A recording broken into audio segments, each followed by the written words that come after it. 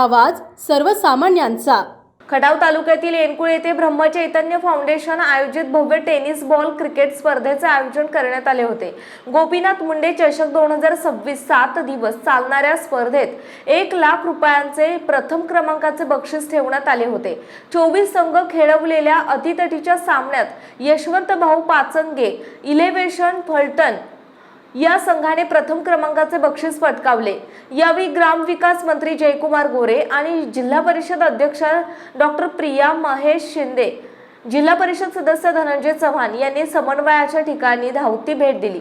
यावेळी मंत्री जयकुमार गोरे यांनी खेळपट्टीवर बॅटिंग करून चौकार षटकाराचे फटकारे मारण्याचा प्रयत्न केला।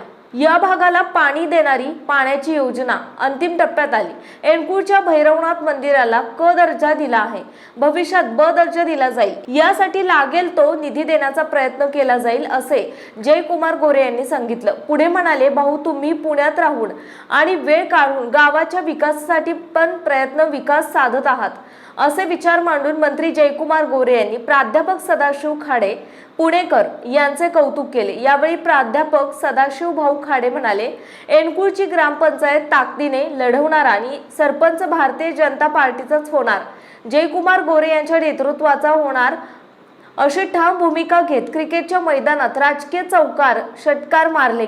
यावर्षी 2026च्या चषकाला खूप चांगला प्रतिसाद मिळाला असून महाराष्ट्रातील तसेच खटाव आणि तालुक्यातील संघ हिरिरीने भाग घेऊन खेळत असतात। गेली 3 वर्ष झालं राज्याचे ग्रामविकास मंत्री जयकुमार गोरे भाऊ न चुकता सामन्याला हजेरी लावत आहेत। सायंकाळी 7 वाजता एनकुळ भारतीय जनता पार्टीच्या वतीने नवनिर्वाचित जिल्हा परिषद पंचायत समिती सदस्यांचा नागरिक सत्कार करण्यात आला। यावेळी माजी आमदार डॉक्टर दिलीप येळगावकर, श्रीमंत पाटील, माया खाडे, धुरज पाटील, डॉक्टर संभाजी कोळी, सभापती वनिता दुबाळे, चंचल बाळासाहेब खाडे, श्रीमंत ओंबासे, युवा नेते धनाजी दुबळे, एनकुळ कळसेवाडीचे समस्त ग्रामस्थ उपस्थित होते। नमस्कार मंडळी, आपण पाहताय मायभूमी न्यूज। आज सालाबाद प्रमाणे एनकुळ येथे क्रिकेटची स्पर्धा पार पडत आहे। गेले हप्ताभर 7 दिवस झाले असतील, 7 दिवस झाले क्रिकेटचे सामने अटीतटीचे। तर सर काय सांगाल, कशा पद्धतीने सामने पार पडले? मागच्या वर्षीपेक्षा काय ह्या वर्षी तुम्ही मला बक्षीस मोठं ठेवलं जाईल काय? दीपक आलो खाली येतो हां। सालाबाद प्रमाणे गोपीनाथ मुंडे चषक 2026 खूप चांगला ह्या चषकला ह्यावेळी प्रतिसाद मिळाला। प्रथम वर्षापेक्षा दुसऱ्या वर्षापेक्षा तिसऱ्या वर्षी चांगला प्रतिसाद मिळाला आणि ह्या सामन्यामध्ये सगळे खटाव तालुक्याच्या पूर्व भागातील युवक हिरारीनं भाग घेतात। त्याचप्रमाणे महाराष्ट्रातल्या टीम इथं हजेरी लावतात। मग सातारा असेल, सांगली असेल, कोल्हापूर असेल, पुणे असेल, पिंपरी चिंचवड असेल, सोलापूर असेल, पश्चिम महाराष्ट्रातल्या सगळ्या जिल्ह्यातले म्हणजे पण बीड, उस्मानाबाद ह्या सगळ्या जिल्ह्यातल्या टीम इथे येतात, यशस्वी खेळतात आणि त्याचा आज फायनल आहे। ह्या महाराष्ट्राचे पंचायत राज्यमंत्री ग्रामविकास मंत्री जयकुमार गोरे आणि आमच्या याने आज इथं येऊन शुभेच्छा दिल्या। ते दरवर्षी येत आहेत, न चुकता येत आहेत।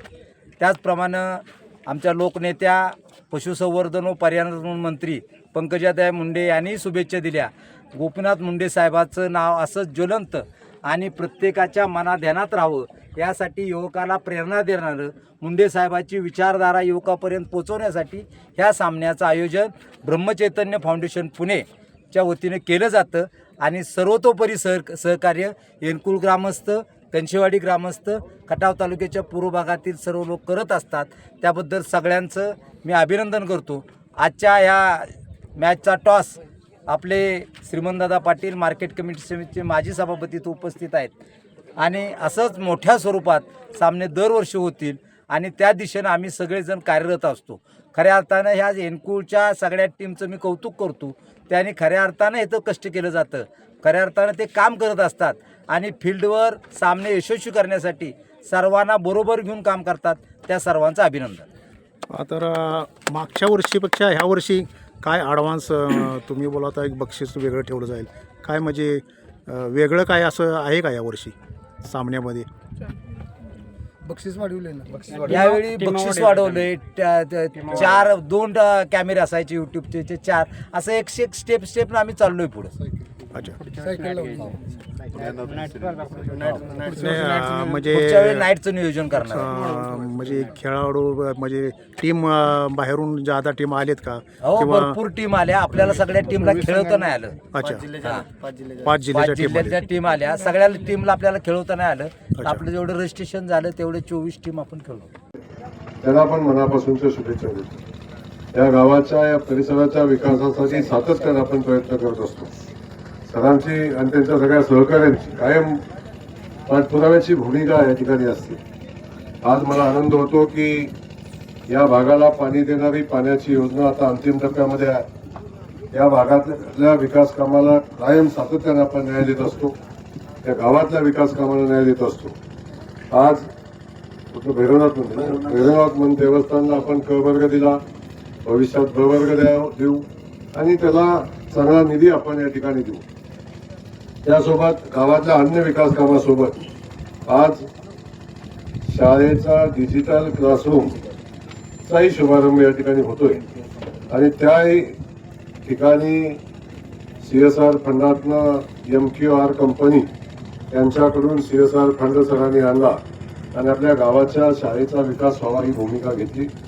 तर खऱ्या अर्थानं आपण आपल्या कर्तृत्वानं पुणे पिंपरी चिंचवड सारख्या भागामध्ये स्वतःचं अस्तित्व निर्माण करत असताना आपल्या या भागाच्या मातीशी असणारी आपली नाळ कधी तुटून दिली नाही.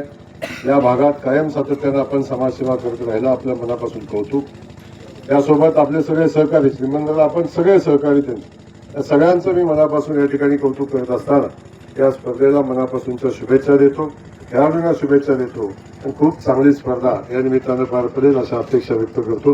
धन्यवाद. जय हिंद, जय महाराष्ट्र.